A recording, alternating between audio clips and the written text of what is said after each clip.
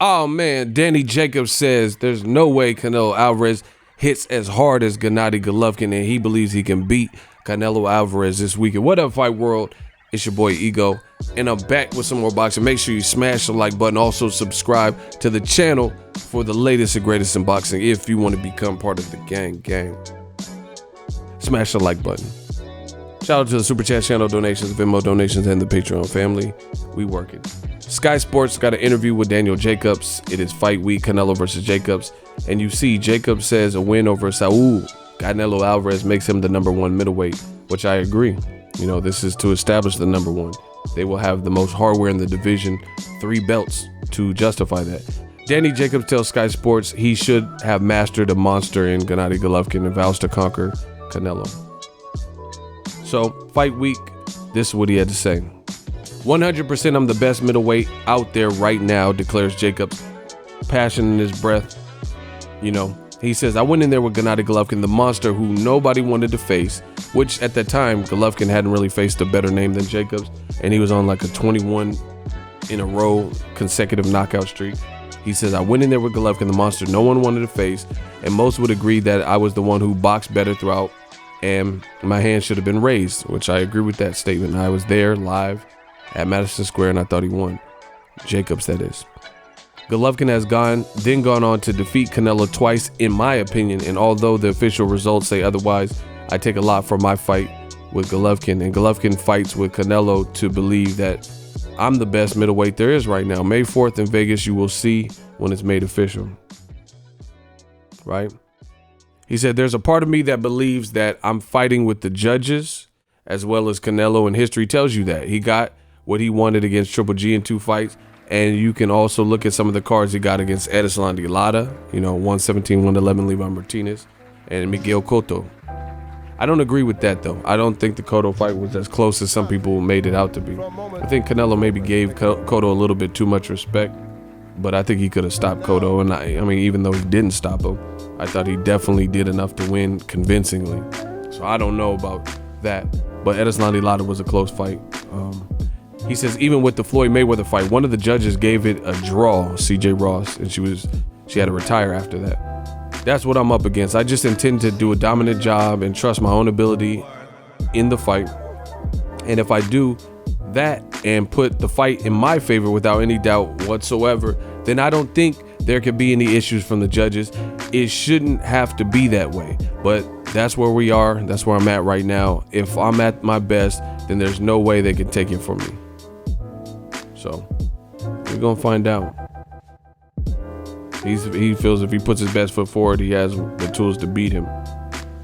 He said, I come up the hard way and for a very long time, and I've had to prove people wrong who were perhaps unsure about my ability. My career hasn't gone to plan because of the setbacks I've faced, but I'm still here and I'm so close to grabbing everything I've ever dreamed of. And this is the important part. He says, people said that Golovkin, he hit too hard. And I took everything Golovkin had, and there's no way that Canelo hits that hard. He's a smaller middleweight than me, and I may have to adjust to his size and speed in the early going, but even though he holds most of the belts, it's largely his titles we're fighting for. I already see myself as the best middleweight out there, and the whole world will agree with me after I defeat Canelo. So I want to talk about this. He said there's no way that Canelo hits as hard as Triple G. Now, I know there's a lot of radical fans. You got to listen to what's being said. I think Triple G does hit. See, the thing with boxing that I notice is people are prideful, and there's so many different emotions. So many different things. People hear a statement like that, and they get angry. They don't listen. They don't see if interpreted, look at, the facts and stats that we have, and they just get mad about it. But I do think Triple G hits harder than Canelo. But the same way, I think David Lemieux hits harder than Triple G per capita. The difference being is boxing is not just about power. It's not how hard you can hit when one flex. But I think per capita, if Canelo punched you his hardest and Triple G punched you his hardest, you probably feel Triple G's shots, they'd probably be more thudding and more like pow. Like if he hit you on the chin. You know what I'm saying? But boxing is much deeper than punching power only or speed or any one attribute. So I do agree with Jacobs that Triple G probably hits harder than Canelo, but that's not to say Canelo has no power. And the difference is Canelo has good power, but he also has better skills than Golovkin. So, we're going to see. Jacobs is confident. We're going to see what this turns into. I like the confidence from Jacobs. You need confidence to beat a guy who's an A-side. You have to believe in your abilities yourself. So I like what I'm hearing. I do think Triple G hits harder than Canelo, but on the flip side of that, the devil's advocate, Canelo is a better overall fighter. If this had check boxes, Canelo would have more boxes checked. Better defense, faster hands, faster overall, sharper mind, younger, so he has some attributes over Golovkin, which is why the harder puncher Golovkin lost to Canelo in the second fight. So I disagree with Jacobs there too. I think Canelo did beat Golovkin the second fight. The first fight, not so much. I would have given that fight to Golovkin. So I think they kind of should have split 1-1. But I do think in the rematch, Canelo definitely won. I didn't really see Golovkin doing too much of anything, to be honest, until like the 8th or 9th round. Like the first 8 rounds, he was pretty dead. He wasn't really doing nothing. Canelo was walking him down. Canelo has an issue with stamina, and that's going to be interesting against a bigger guy like Jacobs. Does Canelo have the stamina to keep up with the game plan? Because I don't know, a lot of people disrespect Jacobs, like his chin and stuff, because he's been stopped by Dimitri Perot. But since nobody has been able to reduplicate that type of success, I don't know that Canelo could stop Jacobs. If he does stop him, I give him a lot of credit, because that Derevyanchenko didn't do it, Matt Selesky didn't do it, Peter Quillen didn't do it, and these guys have punching power, Luis Cuba Arias, etc. Triple G didn't stop him, he knocked him down once, etc. So if Canelo is able to stop him, I'll give him a lot of credit, and that's a credit not only of Canelo having power, but really his skill set, because it's going to take skills to be able to produce that, which we haven't seen. So that remains to be seen. We'll find out on Saturday if he has what it takes to stop him. But I think a lot of people otherwise are sleeping on his chin. Like boxing is, people know kind of generic things and stuff, and then they don't understand an age-old concept: styles make fights. How is it that Canelo got rocked visibly by Jose Miguel Cotto's brother, and then the better Cotto, the brother Miguel, had none of that same success? Because by that time Canelo was a different fighter.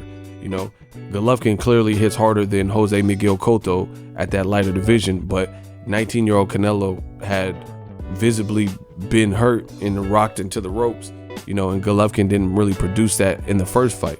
So styles make fights. Timing is everything in boxing. It's the sweet science. It's more than power. It's more than, that's why they call it the sweet science. It's like scientific. There's no triangle theories that you can use. You can do your best to guesstimate and think of who's going to do, but some people have off nights and, don't perform, and it's just different, multitudes of different things. But I think this will be a good fight, and the winner of this fight is the number 1 middleweight. They'll have the most hardware, and it makes the most sense that they be rightfully called that. Not saying Demetrius Andrade or Charlo aren't good fighters, but the meaningfulness of this fight, the implications, I would rate the first person, and they will have the most belts. So in Canelo resume mixed with Daniel Jacobs, and they're colliding, you gotta say those would be the best resumes out of, like, Jacobs beating Selesky.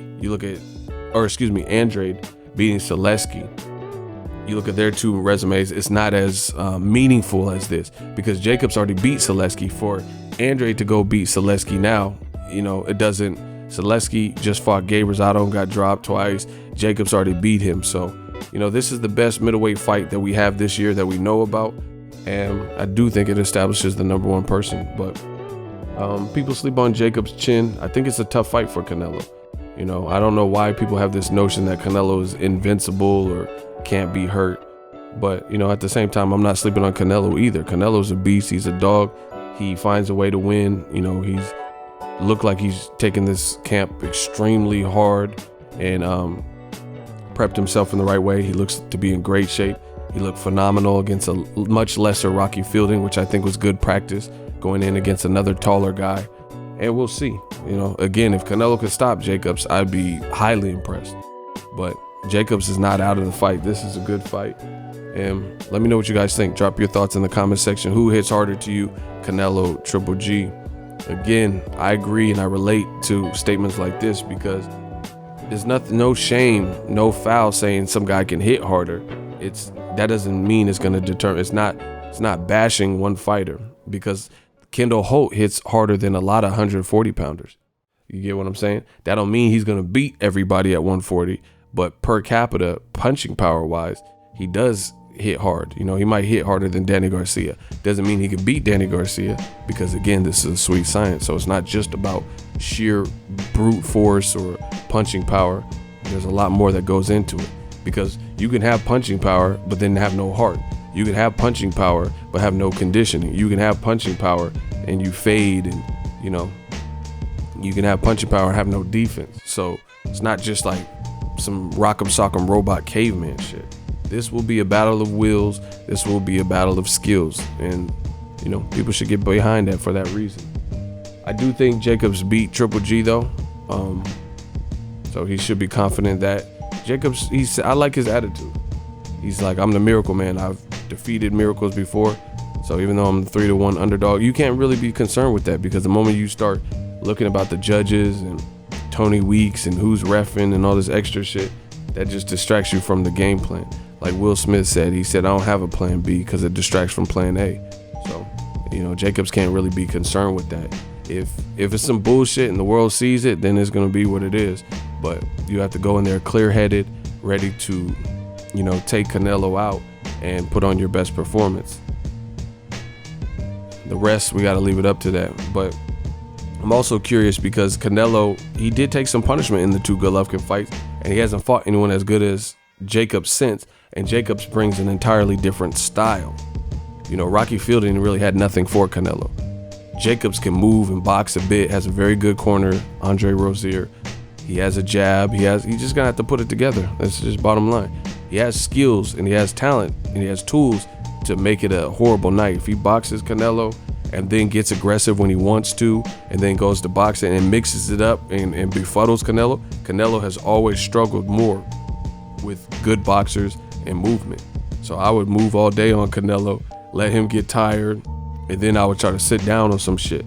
But it's to the T because Canelo's a favorite. He's tough, he's durable, and Jacobs, if he gives up one too many rounds, he's gonna lose the fight. You see what I'm saying? So he's gonna have to be on point, P's and Q's, cross your T's and dot your I's, because if he takes too long to switch the game plan, he's gonna have to, it's like driving a stick shift. He's gonna have to switch gears seamlessly or the car's gonna shut down.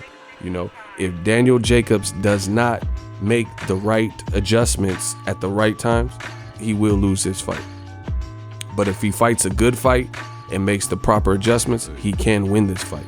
For example, let's say he starts using movement in boxing and gives up the rounds because Canelo's aggressive and landing more power shots.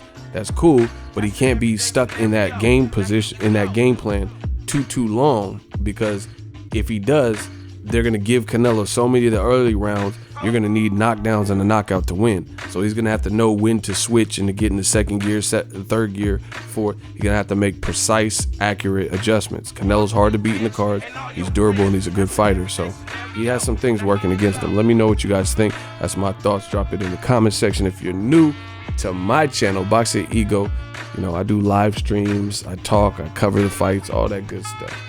If you're new, consider subscribing.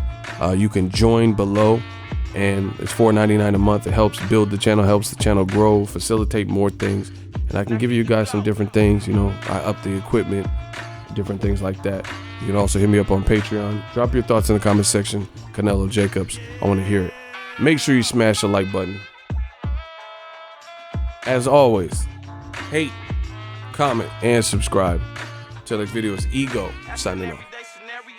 So if you enjoyed this video and want more content like this on the channel, you can show your appreciation by going to the PayPal donate button or the YouTube support button, and you can donate any amount that you feel is equivalent to the value of this video. Much more to come. Thank you guys for your support. Boxing Ego, the future of boxing.